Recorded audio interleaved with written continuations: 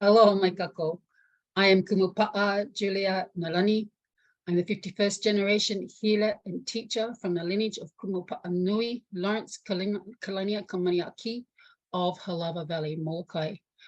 I'm Australian of Polynesian Pacific Islander descent through my father's side. And it's important for us to always introduce ourselves so that we give you the source of where our information and our knowledge, our ike, comes from. We call it protocol, and as well as acknowledging where we learn things, it's important because that we then bring the mana into the mana, which is the spirit energy of our ancestors, into the conversation. So mahalo, Louise, for inviting us once again into this real conversation space. Over the last few weeks, we've really enjoyed being here with you.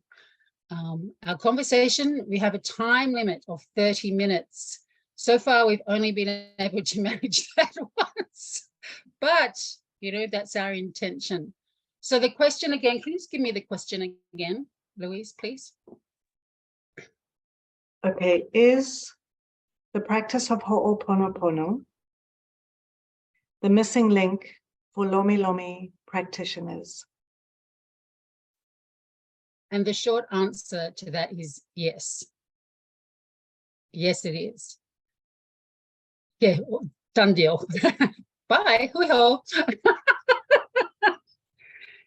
What we find today is that it's part of what is missing out of the practice of Lomilomi. It's not the only thing. One of the other things that misses out in Lomilomi training often and in the practice of Lomilomi is the protocol that has to happen at the beginning and at the end so that we bookend our practice. And I know that sounds confronting to people, and I just want to say, because this conversation today is targeted towards people that are Lomilomi practitioners. I know that sounds confronting to you. I mean, I'm a Lomilomi practitioner myself. But it is an important part of our conversation and our development as Lomilomi practitioners that we take on these hard questions and we look at ourselves in the context of a cultural practice. That is a really important consideration.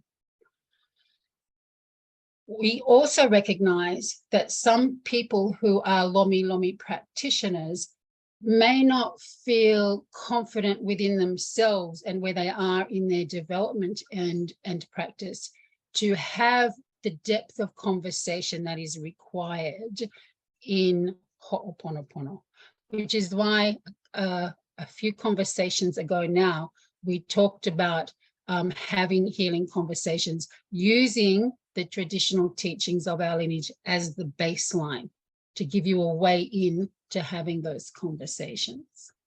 But today we're talking specifically about the practice of traditional Ho'oponopono.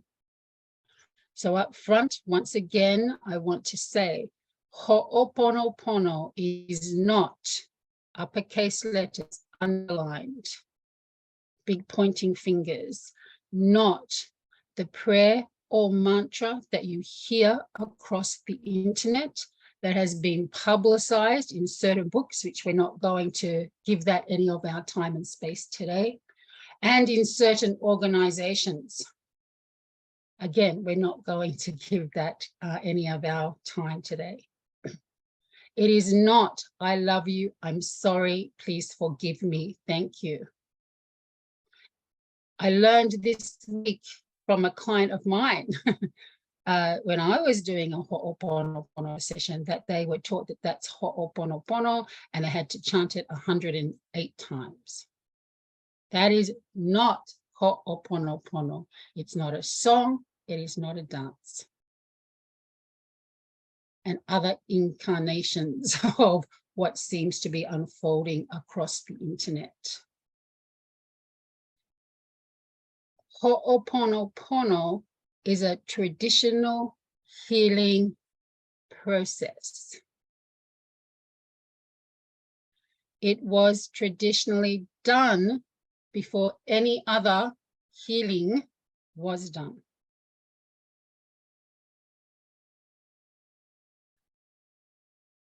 People would not begin Lomilomi in the old times unless things were made right first. Today, where the practice is expanded worldwide,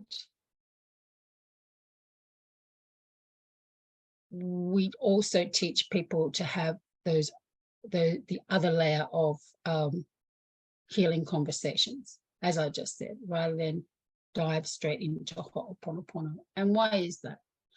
Because you don't grow up in the culture. You know, it is a cultural practice first and foremost. People understood it because they lived it.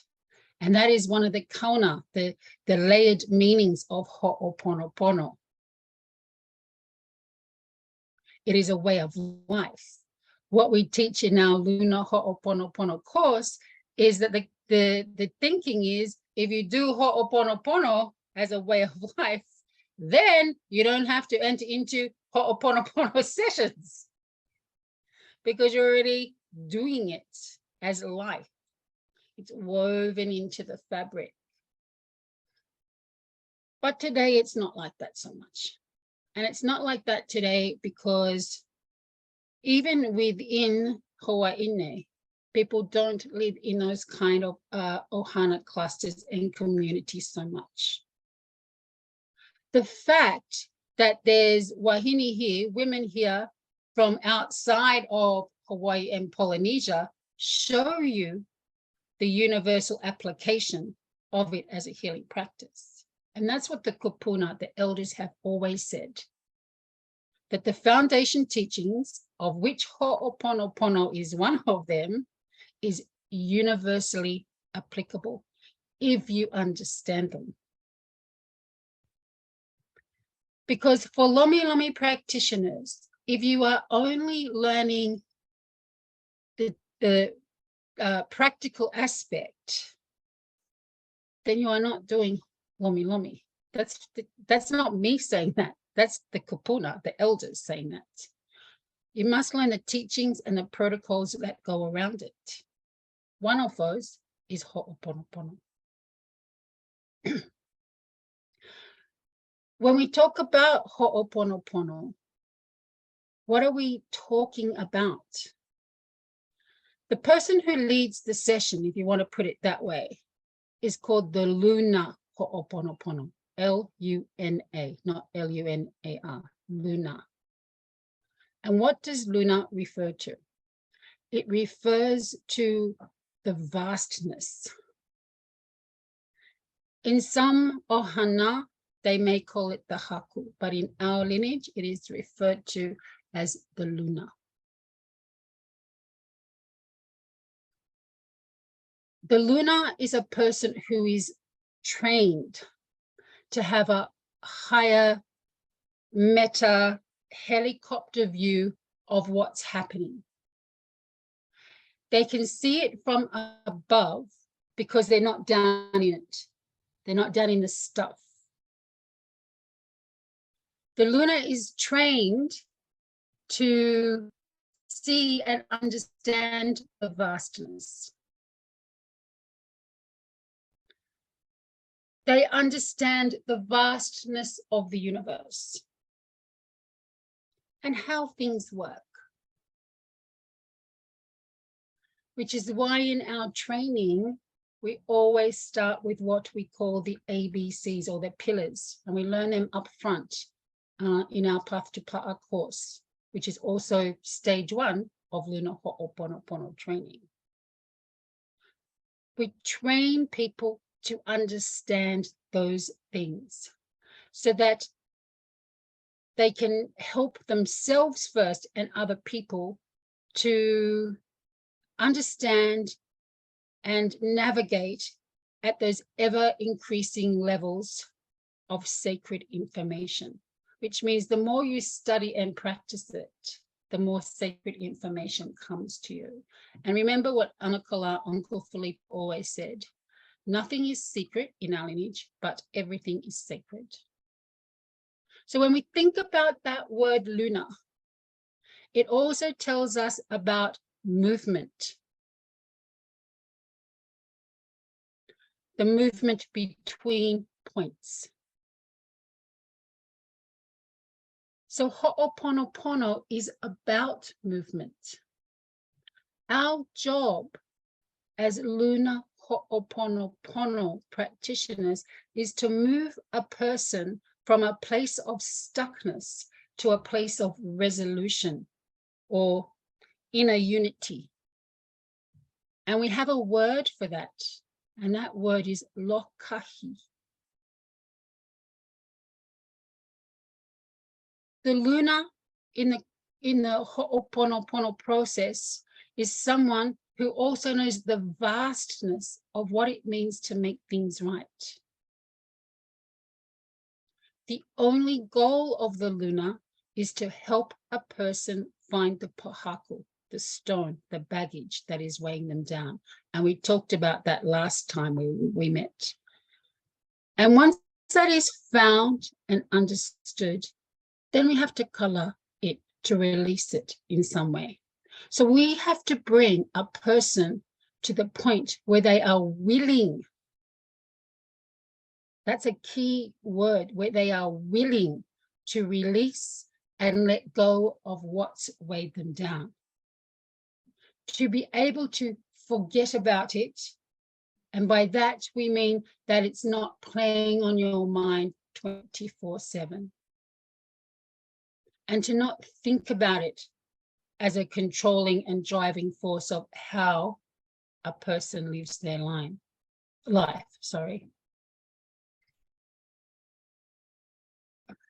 The Luna ensures every area in a session is done completely, or as far as we can go in that particular session. Because in a session, we're working with relationships.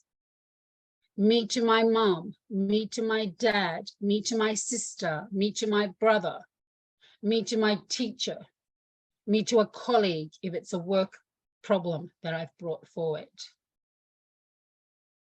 Because that's what happens in the Ho'oponopono situation. There is a problem to be solved.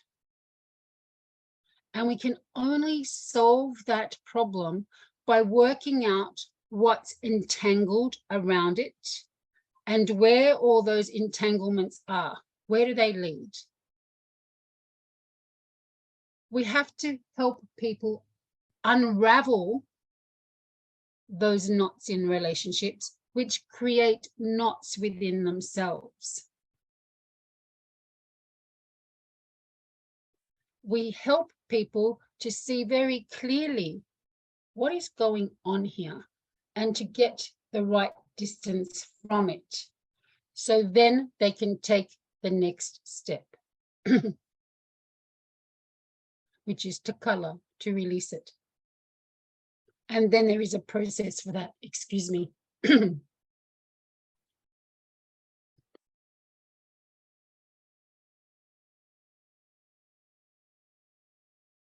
So the Luna ensures that every area in a session is covered off completely, and we tie each knot securely before moving on. We don't cut cords. Why don't we cut cords? Because as we explore other aspects of relationships in a session, we might have to go back and untie that and open that door again. Have a look at what's going on in there. Tie it off, move back. When we tie something off, it means we make sure it is all done, completed, and nothing is left hanging or unresolved.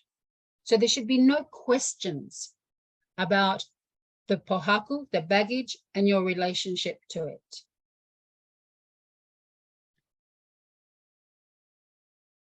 When we do Ho'oponopono, it is done. If we do it well, it is done for life.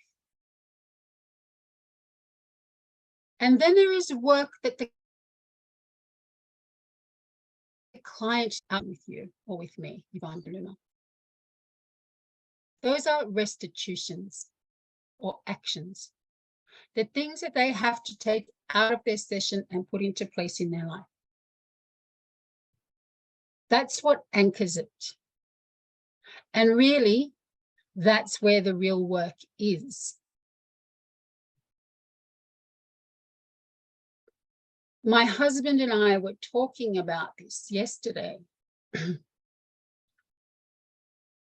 The reason why people don't continue on their healing path and why they don't heal in their entirety is not because the work is not done. It is because they cannot go the distance. And it's not even that they cannot, they elect not to.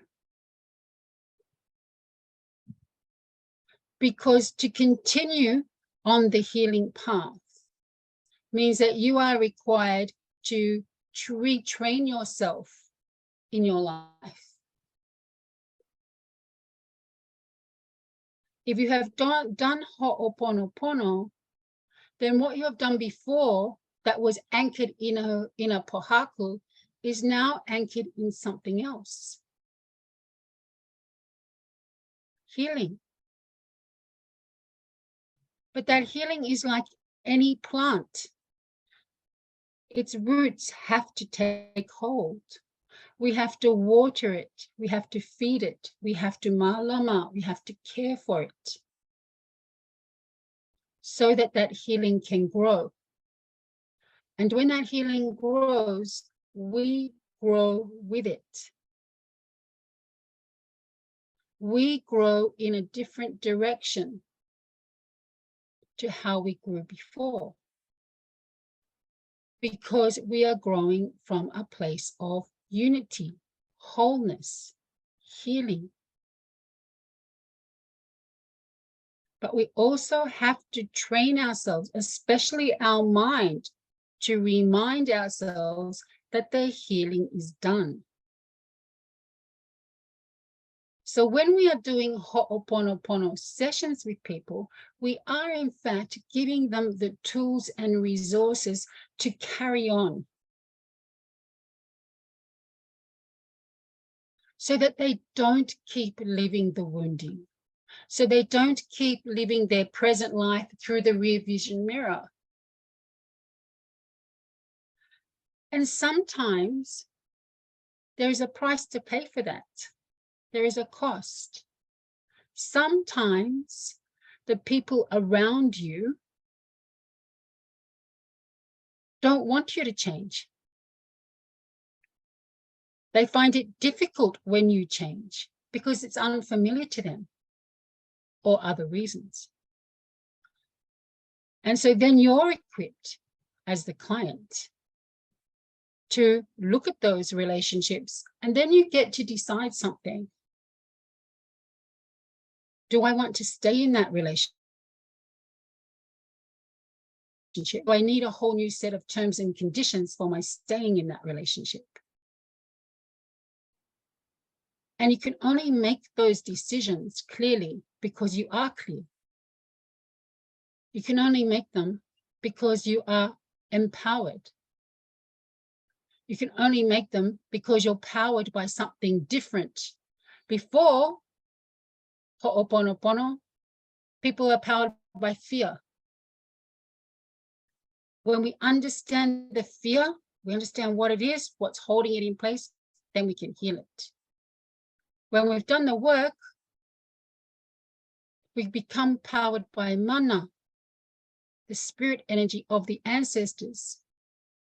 And it guides how we can move and make our way through life.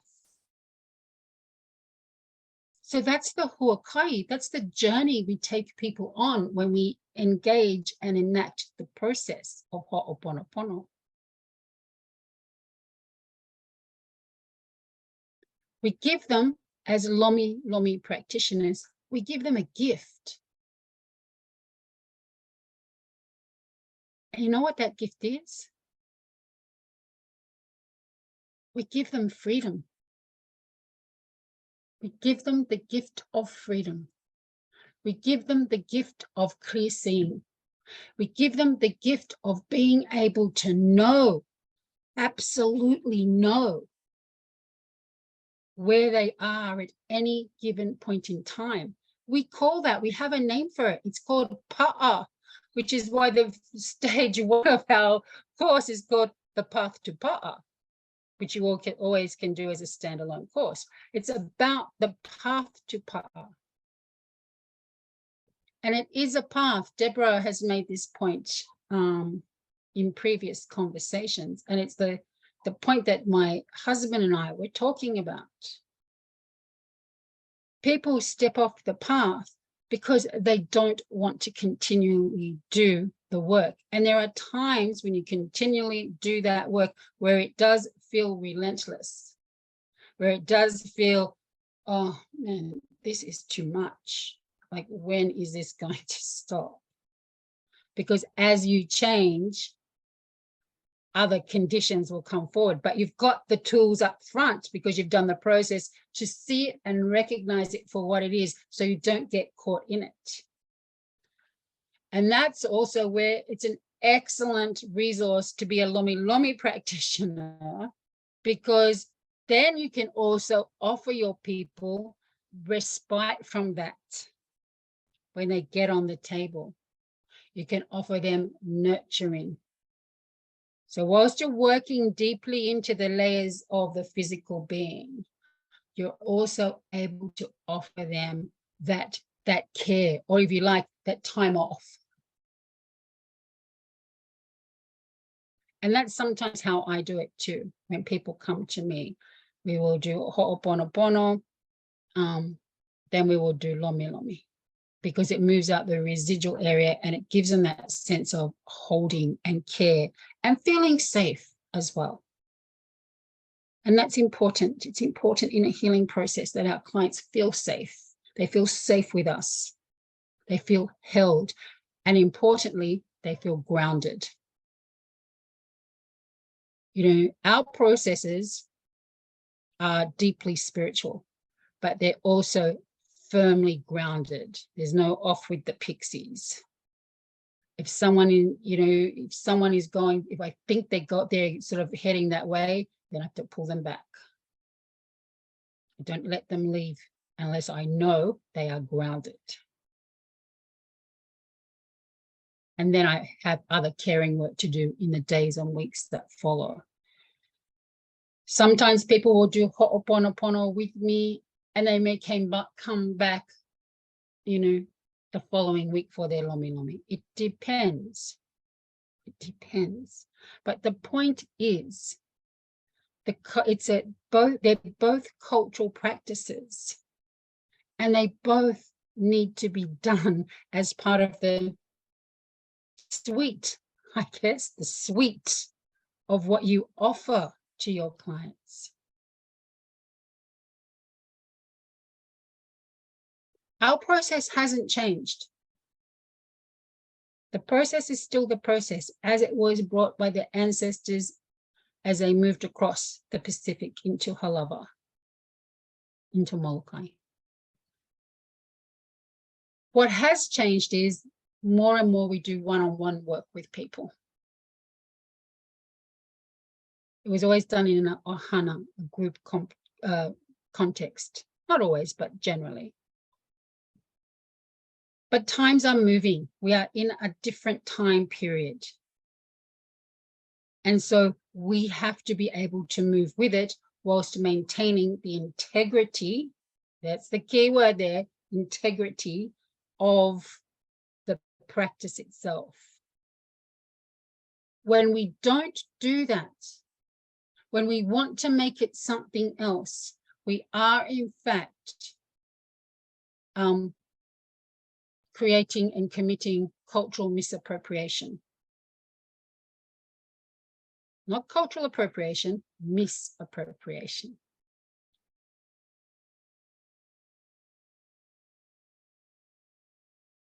We are the ones who are contributing, if we do that, to the death of that practice, and therefore the death of part of the culture. Because we live in this time period, where people are looking for something. They are looking for a way to heal. Often what they can't name, what is unnameable. And that's what we help them to do when we help them to find the pohaka. We help to give it a name, because then they know. They know what it is. No more not knowing. No more getting frustrated with themselves because they don't know. They can't quite put their finger on it. We help them to put their finger on it. That is our role. And it's what we need as a Lomi practitioner community, inside Hawaii, outside Hawaii. That's where we need to be heading, because we have a role to play in healing. But if we're not doing all of the healing practices, then we are letting our team down in a way, because we're not giving the best of what we can offer to our clients. It's not like la'o lapa'o, where the kauka, the doctors. It's a different field of study. But part of our field of study is how to have those healing conversations, and it is how to do ho'oponopono. That's what we can offer. That is culturally appropriate and specific. Po.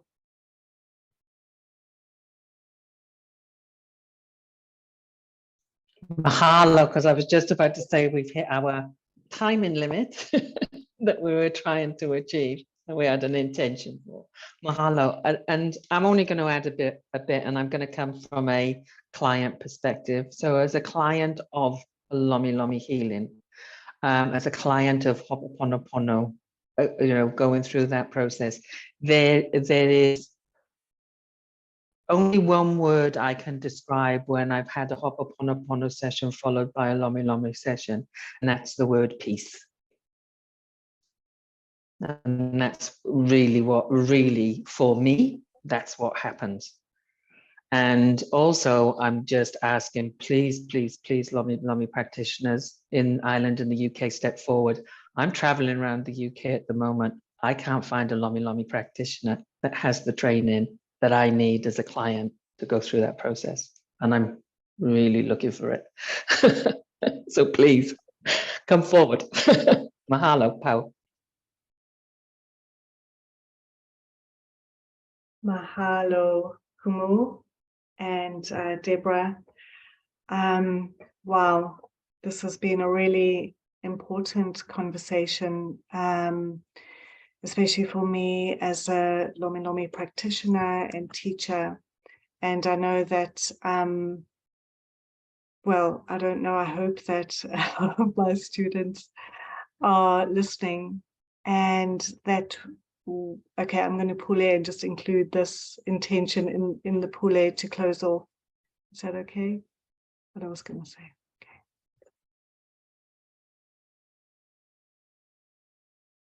Na akua, na amakua, na kupuna, na poe kahiko, ho'aina of this sacred land, island, and all the lands of where we are seated and tuning in from. Mahalo for creating this conversation and this connection, and for being the voice of our ancestors. Thank you for being present and for supporting us through all times, through hearing things that may be hard to hear, but to know that the truth is powerful, and that to know that we have your support all the way.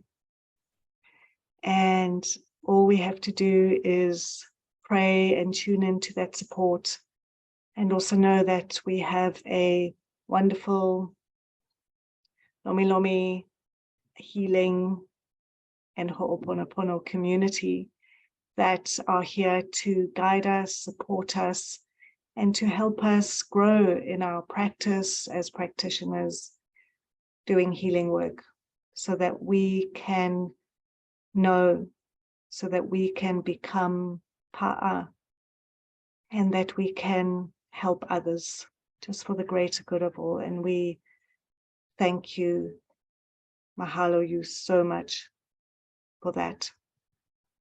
And thank you, Kumu, and thank you, Nālani, for this support in tuning in to this live on Facebook this evening. It's really hugely appreciated. And so I close off this pule with the ancient words that have been handed down through us for 51 generations. E amama, e amama, e amama.